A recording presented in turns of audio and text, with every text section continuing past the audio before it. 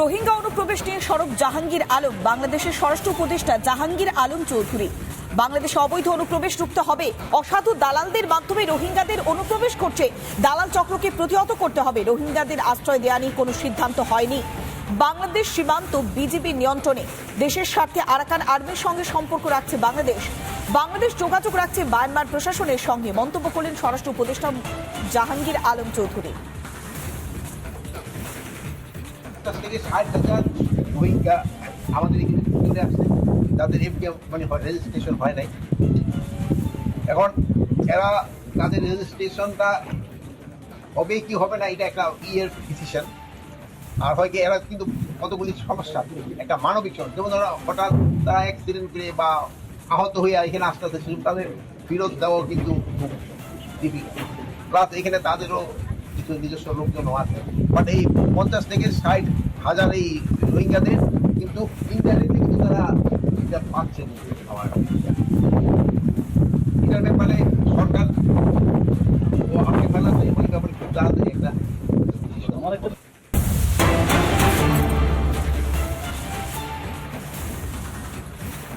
বাংলাদেশে বঙ্গবন্ধুকে নিশ্চিহ্ন করবার চক্রান্ত করছে ইউনূস। জুলাই গণ অভ্যুত্থানের ঘোষণাপত্র তৈরি করা হবে। জনগণের ঐক্য চেতনা সুসংহত করতে এবার ঘোষণাপত্র আন্দোলনে থাকা সমস্ত পক্ষের মতামত নিয়ে তৈরি হবে, জানালেন বাংলাদেশের অন্তর্বর্তী সরকারের প্রেস সচিব। ইউনূস জমানায় জুলাই গণ অভ্যুত্থানকে এবার প্রাধান্য। বাংলাদেশে বঙ্গবন্ধুকে নিশ্চিহ্ন করবার এবার চক্রান্ত করছে ইউনূস। জুলাই গণ অভ্যুত্থানের ঘোষণাপত্র তৈরি করা হবে এমনটাও জানানো হয়েছে অন্তর্বর্তী সরকারের তরফ থেকে।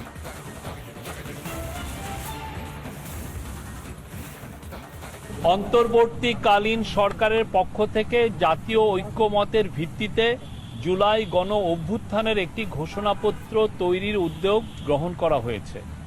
জুলাই গণ অভ্যুত্থানের মধ্য দিয়ে গড়ে ওঠা জনগণের ঐক্য, ফ্যাসিবাদ বিরোধী চেতনা ও রাষ্ট্র সংস্কারের আকাঙ্ক্ষাকে সুসংহত রাখার জন্য এই ঘোষণাপত্রটি গৃহীত হবে।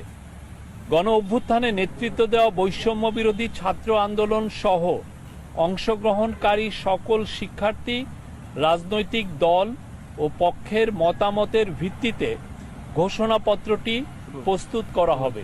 আমরা আশা করছি সকলের অংশগ্রহণের মাধ্যমে কিছুদিনের মধ্যে সর্বসম্মতিক্রমে এ ঘোষণাপত্র প্রস্তুত করা হবে এবং জাতির সামনে উপস্থাপন করা হবে।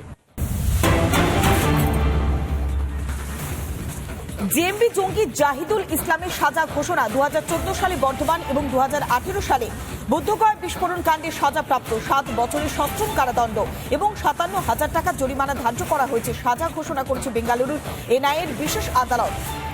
জেএমবি জঙ্গি জাহিদুল ইসলামের সাজা ঘোষণা। ২০১৪ সালে বর্ধমান এবং ২০১৮ সালে বোধগয়ায় বিস্ফোরণ কাণ্ডে সাজাপ্রাপ্ত ছিল ৭ বছরের সশ্রম কারাদণ্ড, ৫৭,০০০ টাকার জরিমানা। এবার সাজা ঘোষণা করেছে বেঙ্গালুরুর এনআইএর বিশেষ আদালত। একদিকে ২০১৪ সালে বর্ধমান আর ২০১৮ সালে বুদ্ধগয়া বিস্ফোরণ কাণ্ডে এতদিন বিচারাধীন ছিল এবং দোষী সাব্যস্ত হয়েছিল সে, আর তারপরে সাজা শুনিয়েছে বেঙ্গালুরুর এনআইএর বিশেষ আদালত। জেএমবি জঙ্গি জাহিদুল ইসলামের সাজা ঘোষণা। ২০১৪ সালে বর্ধমান এবং ২০১৮ সালে বুধগয়া বিস্ফোরণ কাণ্ডে সাজাপ্রাপ্ত ৭ বছরের সশ্রম কারাদণ্ড এবং ৫৭,০০০ টাকা জরিমানা ধার্য করা হয়েছে। সাজা ঘোষণা করেছে বেঙ্গালুরুর এনআইএর বিশেষ আদালত।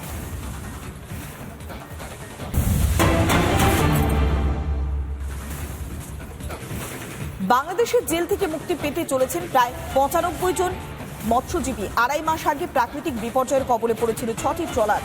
ঠিক তখনই ভারতীয় জলসীমানা অতিক্রম করে বাংলাদেশের জলসীমানার মধ্যে ঢুকে পড়েছিল ট্রলারগুলি। তাদের বিরুদ্ধে সামুদ্রিক আইন লঙ্ঘন প্রত্যাহার করে নিয়েছে বাংলাদেশ সরকার, কেননা তারা যে জলসীমানা অতিক্রম করে গিয়েছিল তারপরে সামুদ্রিক আইন লঙ্ঘন তারা করেছিলেন, এমন মামলা তাদের বিরুদ্ধে রুজু করা হয়েছিল। তারপরে তারা জেলে ছিলেন। এবার তাদের জেল মুক্তি ঘটছে প্রায় ২.৫ মাস পর। কতদিন পরে ফিরছে? এটা ৩ মাস হয়ে গেছে তো প্রায়। ৩ মাস কিভাবে চালাতেন? ৩ মাস ধার জানা করে চালাচ্ছে, কষ্ট হচ্ছে। ছেলেমেয়ের স্কুলে পড়ালেখা করতে পারছে না, টিউশনে পড়াতে পারছে না। আমার স্বামী RMS বাংলাদেশে ধরা পড়েছে পটুয়াখালী, এখন আসবে। আমার খুব আনন্দ হচ্ছে। আমি সরকারকে ধন্যবাদ জানাই। বাংলাদেশ সরকারের যে উপকূল সমুদ্র সীমানা রক্ষী তারা তাদেরকে আটক করে। তাদের 96 জনের মধ্যে একজন ভয়ে ভীত সন্ত্রস্ত হয়ে একটি ট্রলার থেকে সে পড়ে গিয়ে নিখোঁজ হয়ে যায়। সে এখনও নিখোঁজ আছে। তো 95 জনকে ওরা নিয়ে গেছিল। বিষয়টি আমি রাজ্যের মাননীয় মুখ্যমন্ত্রীকে বিষয়টি জানাই। সাথে সাথে মাননীয় মুখ্যমন্ত্রী আমাদের রাজ্যের স্বরাষ্ট্র বিভাগের মধ্য দিয়ে কেন্দ্রীয় সরকারের স্বরাষ্ট্র বিভাগকে জানিয়েছেন এবং তারা সত্তর তাদের বিরুদ্ধে আর কিছুই রইল না, আইনগত কিছু রইল না, তারা আমাদের দেশে ফিরে আসবে।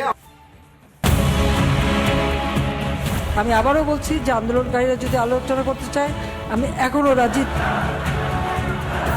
বৌদ্ধ খ্রিস্টান আমেরিকা সবার উপর আক্রমণ করছে, এগুলো থেকে ষড়যন্ত্রের অংশ।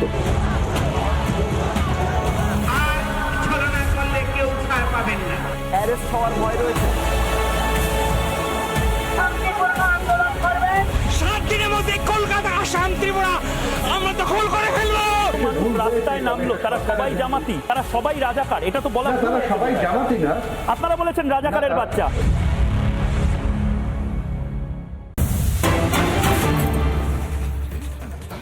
আজ সন্দেশখালীতে সভা করবেন বিরোধী দলনেতা শুভেন্দু অধিকারী। বিএলআরও অফিসের মাঠে সভা করবেন বিরোধী দলনেতা। সকাল থেকে চলছে শেষ মুহূর্তের প্রস্তুতি। আজ সভা থেকে ঠিক কি বার্তা দেন বিজেপি নেতা সেদিকেই নজর রয়েছে প্রত্যেকের। আমরা আরো বিস্তারিত জানবো, সরাসরি রয়েছে আমাদের প্রতিনিধি অর্ণব। অর্ণব, শেষ মুহূর্তের প্রস্তুতি একেবারে তুঙ্গে, এই মুহূর্তে ঠিক কি ছবি ধরা পড়ছে?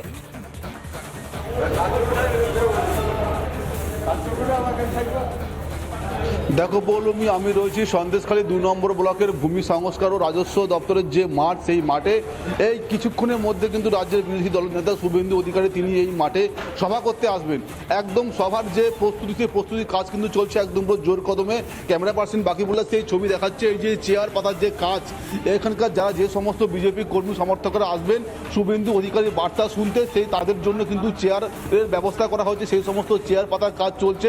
তার পাশাপাশি যে সাউন্ড সিস্টেম, সেই সাউন্ড সিস্টেম রেডি করার কাজ কিন্তু চলছে একদম পুরো জোর কদমে। তার কারণ গতকাল এখান থেকে কিছু দূরে কিন্তু মমতা বন্দ্যোপাধ্যায়ের সভা ছিল। সেই সভার কারণে কিন্তু এখানকার যারা সাউন্ড সিস্টেম ছিলেন তারা কিন্তু মাইক বাঁধতে পারেনি, বেশ কিছু সমস্যা ছিল। তার জন্য কিন্তু সাউন্ড সিস্টেম রেডি করতে একটু দেরি হচ্ছে। কতখানি উজ্জীবিত, কেননা গতকাল মুখ্যমন্ত্রী সভা করে গিয়েছেন, আজ শুভেন্দু অধিকারী তিনি সভা করবেন। বিজেপি কর্মী সমর্থকরা ঠিক কতখানি উজ্জীবিত, বিরোধী দলনেতা কি বার্তা দেন?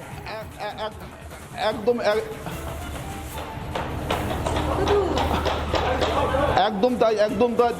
যে সমস্ত বিজেপি কর্মীরা এই মঞ্চ দেখাশোনা কাজে তারা আছে, তারা কিন্তু ইতিমধ্যে তারা সেখানে চলে এসেছে। তারা কিন্তু দেখে নিচ্ছে। এই মুহূর্তে একজন বিজেপি কর্মী আছে, একটুখানি শুনবো। কেমন লাগছে শুভেন্দু অধিকারী আসছে? খুবই ভালো লাগছে এবং দাদা আজকে আসছে সন্দেশখালী মানুষের কাছে। দাদা খুব আপন এবং আজকে এসে সন্দেশখালী মানুষের সঙ্গে দাদা নিজে কথা বলবে। তাদের অভাব অনটন, তাদের কী কষ্ট সব শুনবে, দাদা নিজেই শুনবে, দাদা সময় দেবে। এই মঞ্চ থেকে শুভেন্দু অধিকারীকে গত বছর শেখ শাহজাহান কটাক্ষ করেছিল। বুনো মোষ থেকে আরম্ভ করে তিনি বলেছিলেন শেখ শাহজাহান নাকি ভেটকি মাছ এবং শুভেন্দু অধিকারী নাকি নিহড়ে মাছ, তাকে গিলে খেয়ে নেবে। এই জায়গায় দাঁড়িয়ে আপনি কি বলবেন এবং শুভেন্দু অধিকারীর কাছ থেকে কীরকম বার্তা আমরা প্রত্যাশা করছেন? আমরা এই বিষয়ে কিছু বলবো না। কে ভেটকি মাছ, কে নিহড়ে মাছ, সেটা তো সবাই দেখতেই পাচ্ছে, এটা বলার কিছু নেই। বেশ, অনেক ধন্যবাদ। সরাসরি ছিলেন আমাদের প্রতিনিধি অর্ণব।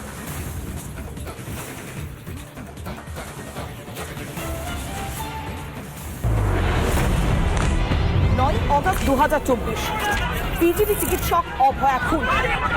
আরজিকর হাসপাতালের ঘটনা নাড়িয়ে দিয়েছিল কলকাতার ভিড়। 15ই অগস্ট হামলা চালানো হয় আরজিকর হাসপাতালে, তছনছ করা হয় গোটা হাসপাতাল।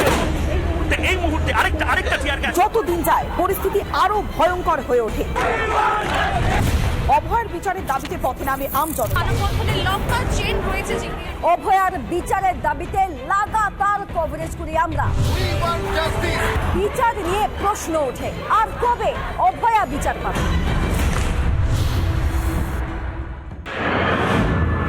বর্ষবরণের রাতে বাড়তি মেট্রো পরিষেবা থাকছে জনসাধারণের জন্য, যেখানে ব্লু লাইন পরিষেবা থাকছে দক্ষিণেশ্বর থেকে কবি সুভাষগামী এবং কবি সুভাষ থেকে দক্ষিণেশ্বরগামী 3টি ডাউন এবং 3টি আপ মেট্রো রেল পরিষেবা থাকছে জনসাধারণের জন্য। ইতিমধ্যে এই সূত্রের খবর যে এই যে মেট্রো রেল পরিষেবা থাকছে, যেখানে দক্ষিণেশ্বর থেকে 9টা 48, 10টা 3 এবং 10টা 18 মিনিট নাগাদ মেট্রো ছাড়বে এবং কবি সুভাষ থেকে একেবারে আরো 3টে যে মেট্রো 10টা 40 মিনিট নাগাদ দক্ষিণেশ্বর থেকে কবি সুভাষ এবং কবি সুভাষ থেকে দক্ষিণেশ্বরগামী শেষ মেট্রো পরিষেবা থাকছে।